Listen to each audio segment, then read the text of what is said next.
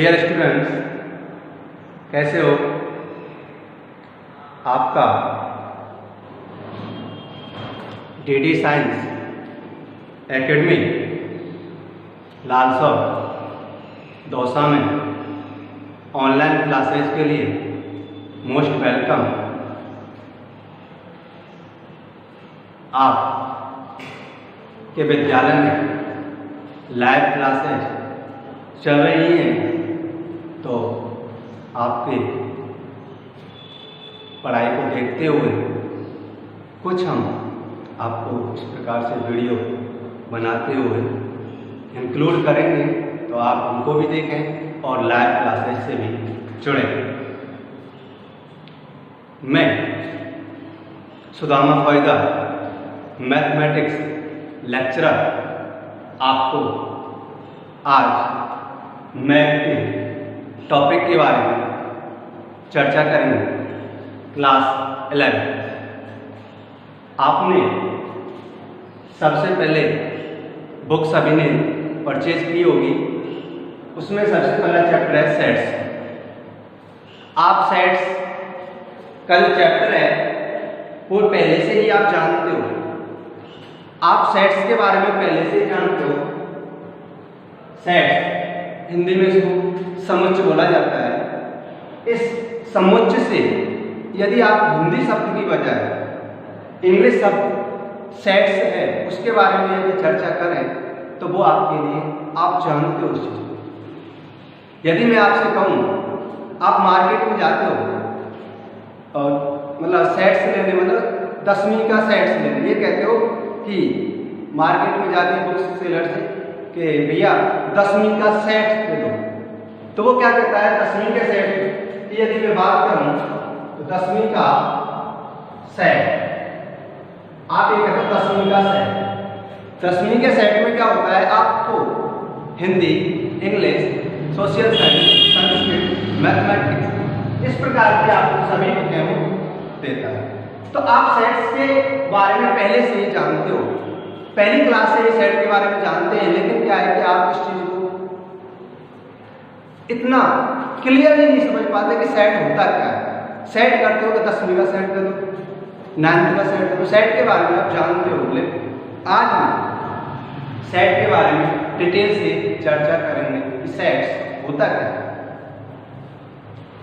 10वीं के सेट्स के बारे में सभी आपकी जो ये मैं बता रहा हूं बुक आती है मैथ की, सोशल साइंस की, साइंस की और हिंदी की और इंग्लिश की। 10वीं के सेट के बारे में आपको ये चीजें मिलेंगी, आपको वो आपको भैया बंडल में बांध के इन चीजों को देंगे। तो ये क्या होते हैं आपके सेट के अवयव होते हैं, एलिमेंट्स। ये आपके क्या होते हैं अवयव, मेंबर्स, सदस्य। ये आपके सेट के क्या है अवयव होते हैं। ये आपको एक जनरल मैंने बता दिया कि सेट होता क्या है। सेट आप पहले से ही जानते हो। आप ये नहीं समझेंगे सेट कोई नया टॉपिक है, नई चीज है। आपको आप बताएं कि मैथमेटिक्स में सेट, जब आप मैथ सब्जेक्ट चूज कर लेते हो 11th में, तो यहां सेट से स्टार्ट होता है। 11th में सेट क्या है कि ये आपकी मैथ में मेन बेसिक फंडामेंटल है, आधार है। ये मैथ के लिए क्या आधार, क्योंकि समुच्चय का यूज, संबंध आपको संबंध, फलन जो इसका यूज होता है वो संबंध में होता है। संबंध जो कि आपका नेक्स्ट चैप्टर है और फलन भी है, वो इसमें ही इंक्लूड है, संबंध और फलन। सेट्स का यूज संबंध और फलन में होता है। बहुत सारी चीजों सेट्स का यूज एल्जेब्रिक, प्रत्येक एल्जेब्रिक स्ट्रक्चर के लिए सेट्स का यूज होता है। प्रत्येक बीजीय परिभाषा के लिए, प्रत्येक बीजीय संरचना के लिए सेट्स का यूज होता है। सेट समुच्चय का यूज होता है और समुच्चय वहां अरिक्त होना चाहिए, इसलिए इसका यूज संबंध में है। फलन है जो आपका नेक्स्ट चैप्टर है, त्रिकोणमिति में है, ज्यामिति में है, प्रायिकता में है, बहुत सारी चीजें हैं उनमें सेट का माइनर यूज होता है। त्रिकोणमिति में तो नहीं है, ज्यामिति में है और मतलब कहीं कहीं यूज इसका होता है। मतलब एक तरह से मैथ में फंडामेंटल है, आधार है ये मैथ के लिए समुच्चय। तो समुच्चय के बारे में आज हम बताएं। जनरली आप समुच्चय के बारे में जानते हो पहले से। समुच्चय की परिभाषा क्या है? सुनिश्चित। इसकी परिभाषा के बारे में यदि हम चर्चा करें, परिभाषा सुनिश्चित, सुनिश्चित कोमा सुस्पष्ट, सुस्पष्ट वस्तुओं के संग्रह, ये शब्द ध्यान रखना, संग्रह को समुच्चय कहते हैं। वहां भी मैंने आपको बताया था, 10वीं का सेट लेने जाते हो तो वो क्या होता है, एक कलेक्शन होता है। संग्रह को समुच्चय कहते हैं। सुनिश्चित मतलब निश्चित रूप से, सुस्पष्ट मतलब कोई चीज स्पष्ट रूप से हो, परिभाषित हो, मतलब सुपरिभाषित। इसकी दूसरी परिभाषा ये भी आप कह सकते हो कि सुपरिभाषित, अच्छी तरीका से परिभाषित वस्तुओं के संग्रह को समुच्चय कहते हैं। सुनिश्चित मतलब कोई चीज निश्चित रूप से हो, सुस्पष्ट स्पष्ट तरीका से आपको मतलब कोई चीज स्पष्ट हो रही हो, इसमें ये है। वस्तुओं की जगह कोई भी चीज आ सकती है, सदस्य आ सकते हैं, अवयव आ सकते हैं, संख्या आ सकती है। वस्तुओं के संग्रह को समुच्चय कहते हैं। दूसरी परिभाषा आपकी बुक में ये भी है कि सुपरिभाषित वस्तुओं के संग्रह को समुच्चय कहते हैं। संग्रह मतलब कलेक्शन होता है, वेल डिफाइंड कलेक्शन। कलेक्शन जैसे आप 10वीं का सेट लेने जाते हो, उसमें वो कलेक्शन है, एक तरह से बंडल है, मतलब कलेक्शन। अब आपको हम एग्जाम्पल पर स्पष्ट कराएंगे, बाद में लिखेंगे कि समुच्चय में होता क्या है। मैं आपसे कहूं कि 10 बड़े या खतरनाक है, 10 खतरनाक 10 खतरनाक जानवरों का समुच्चय। आपको ये बताना है कि ये समुच्चय है या नहीं। 10 खतरनाक जानवरों का समुच्चय मतलब 10 खतरनाक जानवर का मतलब ये होता है कि कोई व्यक्ति को ये कहेगा कि ये खतरनाक है, कोई ये कहेगा ये खतरनाक है, कोई ये कहेगा ये खतरनाक है। मतलब हर व्यक्ति का उद्देश्य अलग अलग होगा। मतलब हर व्यक्ति का अपना जो मन से खतरनाक जो शब्द है ये एक तरह से सुपरिभाषित, मतलब ये गुण में आ जाता है। खतरनाक का मतलब होता है गुण। कोई तो कहेगा मेरे को शेर से डर लगता है, कोई कहेगा मेरे को उससे डर लगता है, चीता से, कोई कहेगा मेरे को बैल से डर लगता है, कोई कुछ कहेगा। मतलब सभी के लिए अलग अलग व्यक्तियों के मत होते हैं, इसलिए ये सुपरिभाषित की श्रेणी में नहीं आता। सुपरिभाषित की श्रेणी में नहीं आता, इसलिए ये समुच्चय की श्रेणी में नहीं। या आपसे कहूं जहां किसी चीज के बारे में गुण, समुच्चय कभी भी किसी गुण का स्पष्टीकरण नहीं करता। 10 खतरनाक मतलब कोई गुण है, खतरनाक तो पहले। अब आपसे कहूं 10 अच्छे विद्यार्थियों का समुच्चय, आपकी क्लास के 10 अच्छे विद्यार्थियों का समुच्चय। तो आपके टीचरों का मत अलग अलग होता है, कोई किसी को अच्छा बताएगा, कोई किसी को अच्छा बताएगा। मतलब वहां पर अच्छा, ये भी क्या है, गुण में आए, ये भी समुच्चय में नहीं आए, ये भी समुच्चय में नहीं आए। अब मैं आपसे कहूं कि 11th क्लास की मैथ की अच्छी बुक जो मार्केट में उपलब्ध हो। 11th क्लास की मैथ की अच्छी बुक जो मार्केट में उपलब्ध हो। अब हर टीचर का अलग अलग मत होता है। कोई कहेगा एनसीईआरटी अच्छी है, कोई कहेगा सीबीएसई पैटर्न से अच्छी है, कोई कहेगा बीएसईआर बोर्ड से अच्छी है, कोई टीचर ये कहेगा कि आरडी शर्मा अच्छी है, कोई अरिहंत को बताएगा, कोई एक्सीलेंट को बताएगा, कोई संजीव को बताएगा।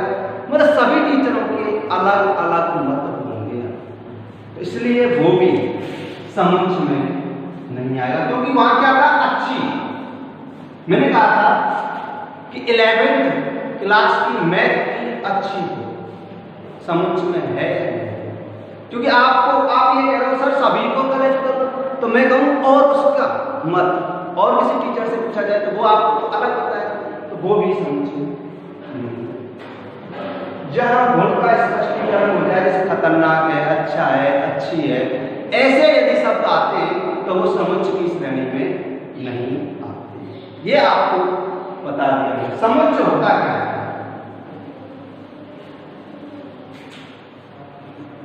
देखो, मैं कहूँ आपसे, आपकी क्लास के सभी विद्यार्थियों का समझ, 11वीं क्लास के सभी विद्यार्थियों का समझ, 11वीं क्लास के सभी स्टूडेंट्स का ये समझ है या नहीं?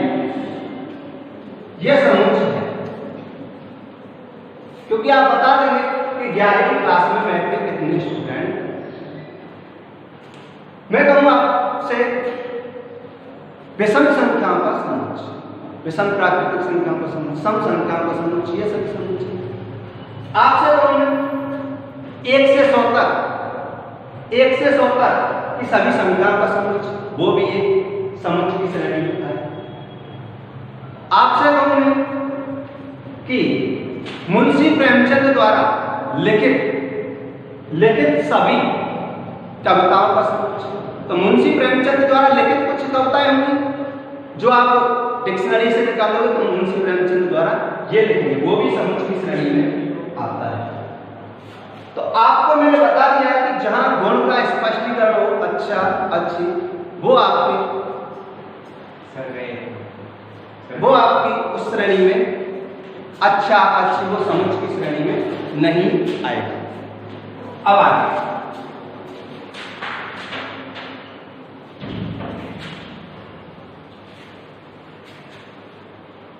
अब समझ के बारे में स्पष्टीकरण हो गया। अब आपको बताएंगे नोट डाल के कि समझ एक अपरिभाषित शब्द है। ये सबसे इंपॉर्टेंट चीज है, कहीं नहीं लिखी मिलेगी। समझ अपरिभाषित है, अपरिभाषित।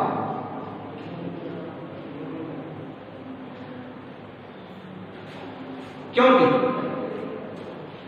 समझ अपरिभाषित है, क्योंकि इसमें समझ के अंदर जो अवयव होते हैं उनका कोई स्पष्टीकरण नहीं किया जाता। जैसे मैं कहूं सभी स्वरों का समझ, अंग्रेजी वर्णमाला के सभी स्वरों का समझ, ए ई आई ओ यू होता है, ये स्वर होते हैं, तो इनका कोई स्पष्टीकरण हो रहा है क्या? समझ ओनली एक कलेक्शन है, समझ ओनली एक कलेक्शन है, संग्रह है। इसमें यह नहीं होता कि इनका कोई स्पष्टीकरण करेगा।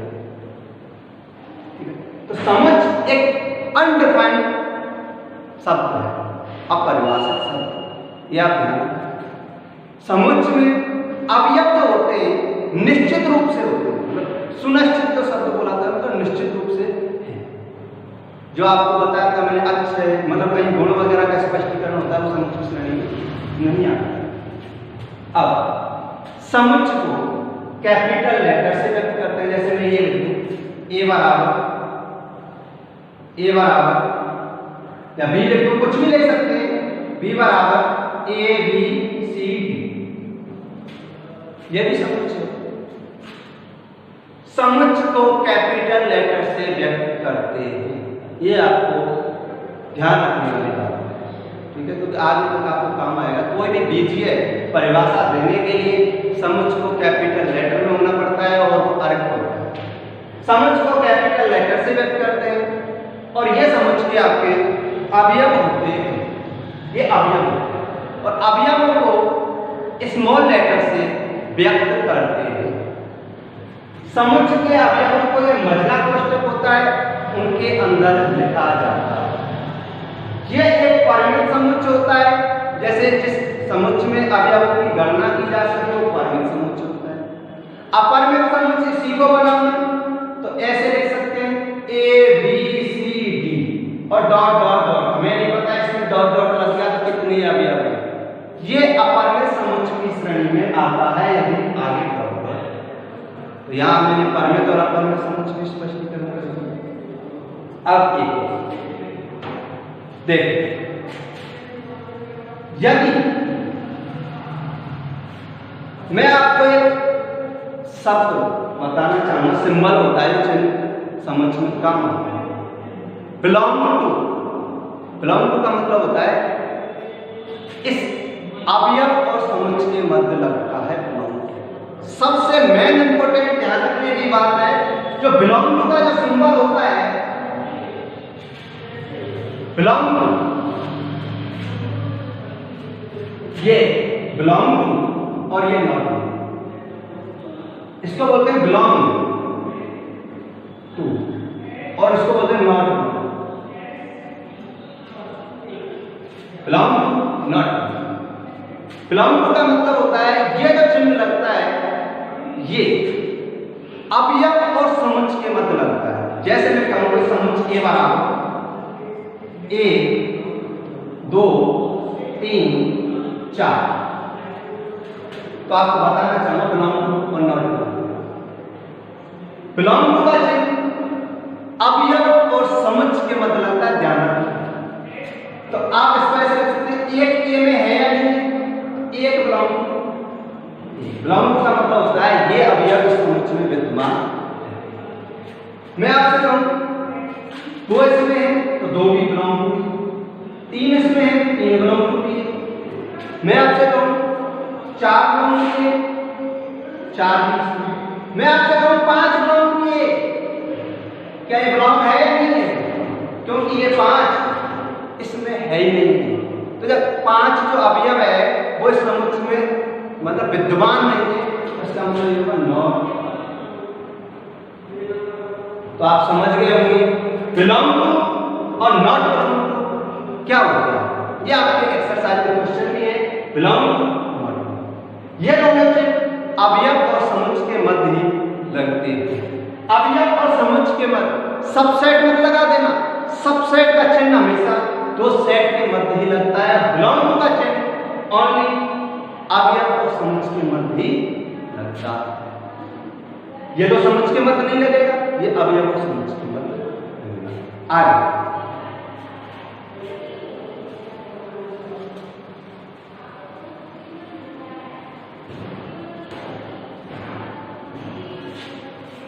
समुच्चय का निरूपण। समुच्चय का निरूपण 2 प्रकार से होता है। एक तो होता है रोस्टर रूप या सारणीबद्ध रूप।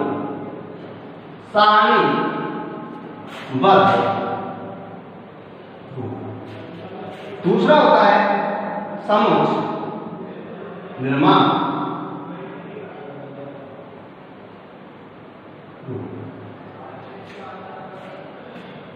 समुच्चय का निरूपण जो होता है रोस्टर रूप में होता है, सारणीबद्ध रूप में होता है, समुच्चय निर्माण रूप में।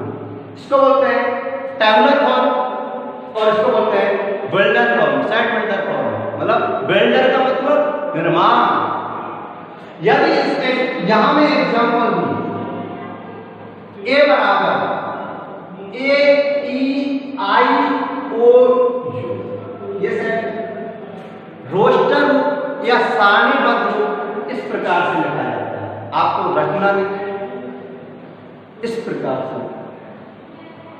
सेट बिल्डर फॉर्म मतलब निर्माण रूप। इसका निर्माण रूप मतलब इससे समुच्चय का क्या होता है निर्माण। ये एक्स कोई या निर्माण के लिए बताया गया तो एक्स क्या है, एक्स अंग्रेजी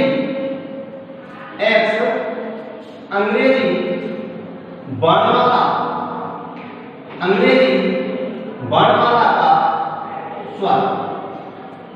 तो आप देखें यह रोस्टर रूप होता है, यह समुच्चय निर्माण रूप होता है। समुच्चय निर्माण रूप का मतलब है सेट बिल्डर फॉर्म। इससे क्या है समुच्चय का निर्माण हो जाएगा। बिल्डर का मतलब बिल्डर का मतलब होता है बिल्डर, समुच्चय किसी मकान को तोड़ने वाला बनाने वाला बिल्डर होता है। तो इसलिए सेट बिल्डर फॉर्म होता है। यहाँ से क्या होता है समुच्चय का निर्माण। रटने की जरूरत नहीं है। इससे क्या हो जाएगा यदि ऐसा लिखा हुआ है तो इससे ये ऊपर वाला आ जाएगा और इससे ये एक दो नोट और लिखा हुआ उसमें ये रोस्टर रूप सारणीबद्ध रूप समुच्चय निर्माण रूप या देख सकते हैं इस प्रकार से लिखे। एक और दो नोट आपके लिए और लिखूंगा। दो नोट आपके लिए क्या है, note number first, note number second. समुच्चय में कभी भी अवयव जैसे आपको बताऊं ये लिखा हुआ है ए बराबर A B C D E.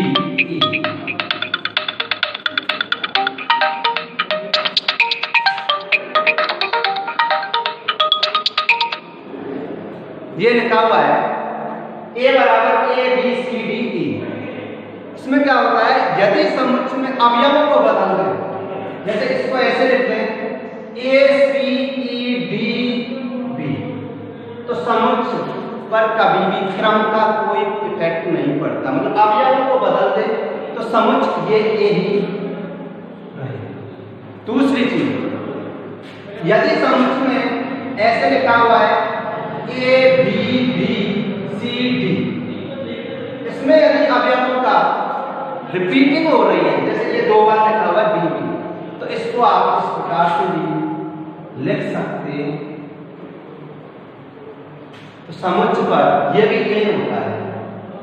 तो दो चीज है, समुच्चय पर अवयवों के क्रम का कोई प्रभाव नहीं पड़ता। अवयवों को यदि बदल दें तो वो समुच्चय वही रहेगा। दूसरी चीज यदि रिपीटिंग समुच्चय में यदि एलिमेंट्स का रिपीटिंग है तो उसका भी कोई प्रभाव नहीं पड़ता क्योंकि ये और ये बराबर होते। आगे बेटा हम नेक्स्ट डे पढ़ेंगे, अगले लेक्चर सेकंड लेक्चर पर बात करेंगे आगे। इसके बाद में समुच्चय के प्रकार और कुछ आगे समुच्चय की प्रॉपर्टी है। ओके।